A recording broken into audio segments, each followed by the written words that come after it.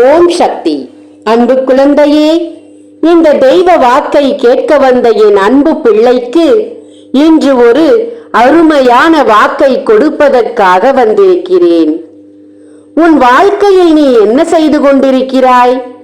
எப்போதும் கவலை கவலை என்று முகத்தை சோர்ந்து வைத்துக்கொண்டு, முகத்தையும் மட்டுமல்லாமல் வாழ்க்கையையும் சோர்வாகத்தானே வைத்துக் கொண்டிருக்கிறாய்.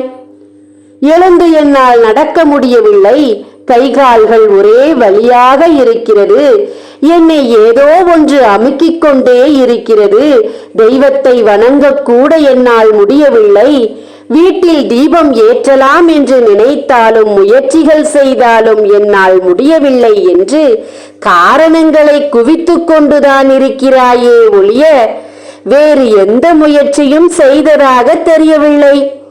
அன்பு பிள்ளையே, அதனால்தான் நானும் உன் குலதெய்வமும் இப்போது ஒரு முடிவெடுத்திருக்கிறேன். என் அன்பு பிள்ளையே, உன் கைகால் வலிகளையும் உடம்பில் இருக்கும் அத்தனை நோய்களையும் வேதனைகளையும் நீ அறிந்திருப்பாய்.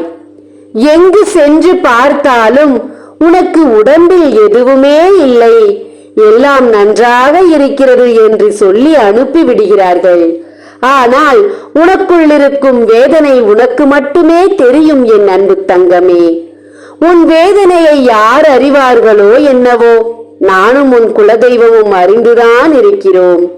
தங்கமே, பிறகு ஏன் தாயே எனக்கு விடிவு காலம் வரவில்லை என்று நீ கூறுகிறாயா? தங்கமே, பல விஷயங்கள் இதில் அடங்கி இருக்கிறது பிள்ளையே. நீயாக தேடிக்கொண்டது ஒரு பக்கம் இருந்தால், தானாக வந்து உன்னை சேர்ந்தது மறுபக்கம் இருக்கிறது பிள்ளையே. இந்த இருபுறமும் நிற்கும் போது எந்த நல்லது உன் வீட்டு வாசப்படியை தாண்டவிடும்? எத்தனை போராட்டங்கள் போட்டு உனக்கு நல்லதை சொன்னாலும் உன்னால் எதுவுமே செய்ய முடியாத கட்டத்தில் நீயும் நின்று கொண்டிருக்கிறாய். பிறகு என்னால் என்ன செய்ய முடியும்? அதற்கெல்லாம் ஒரு விடிவு காலத்தை தான் இப்போது எடுத்து வந்திருக்கிறோம். உன் மூட்டை முடிச்சை கட்டிக்கொண்டு நீ உன் பாதத்தை அங்கே பட வைக்க வேண்டும் என்ற ஒரு முடிவை எடுத்து வந்திருக்கிறோம். என் அன்பு தங்கமே, உன் பாதம் அங்கே பட்டவுடன் உன் உடம்பில் இருக்கும் அத்தனை தீய சக்திகளும் உன்னை விட்டு வெளியேறும். உன் உடம்பில் இருக்கும் அத்தனை வேதனைகளும் அத்தனை நோய்களும் உன்னை விட்டு வெளியேறும். தங்கமே, அதோடு உனக்கு நல்ல தீர்வு கிடைக்கும்.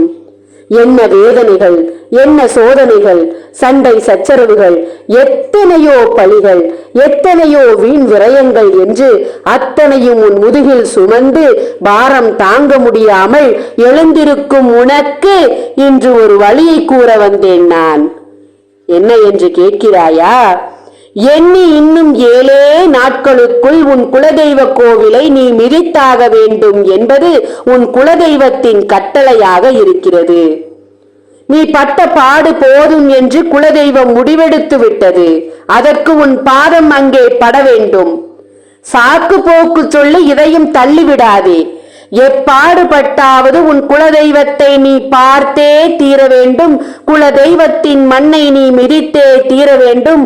உன் வாழ்க்கைக்கு ஒரு நல்ல முடிவை நீ தேர்ந்தெடுத்தே தீர வேண்டும்.